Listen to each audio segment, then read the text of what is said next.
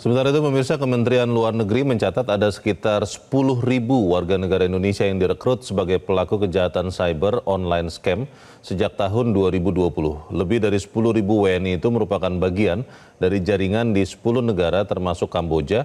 Sementara dari 10.000 yang terlibat online scam, 1.500 diantaranya termasuk dalam golongan korban tindak pidana perdagangan orang. 10.000 ya, dalam catatan kami sekitar 1.500-an yang korban tersebut.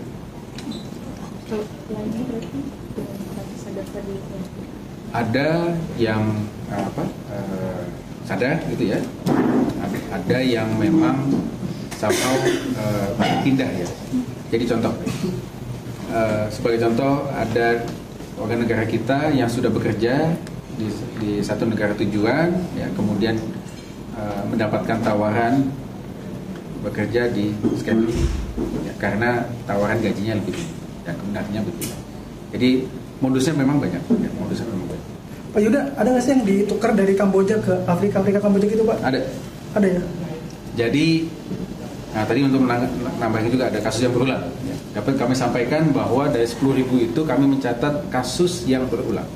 Artinya warga negara tersebut ya melapor kepada kami, ya, kemudian sudah ditangani, kita fasilitasi kepulangannya ke Indonesia dan kemudian tercatat berangkat lagi ke luar negeri, bekerja di sektor yang sama dan kemudian bermasalah kedua.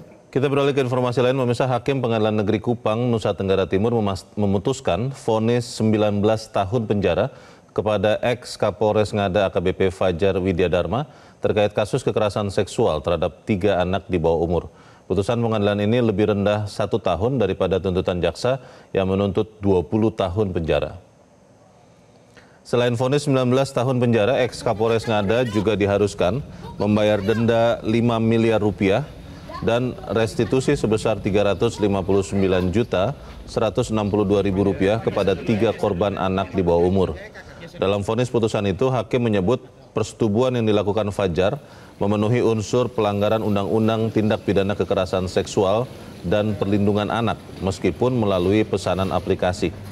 Kasus ini bermula dari pengungkapan Polisi Federal Australia (AFP) di awal tahun 2025 atas video kekerasan seksual terhadap anak yang beredar di dark web. Kemudian terungkap keterlibatan AKBP Fajar sebagai pelaku pemerkosaan 3 anak di bawah umur serta 1 korban dewasa. Tindakannya berlangsung dari bulan Juni 2024 hingga Januari 2025 di sejumlah hotel di Kupang. AKBP Fajar juga diduga sejak tahun 2023 memproduksi 8 video porno dan positif menggunakan narkoba.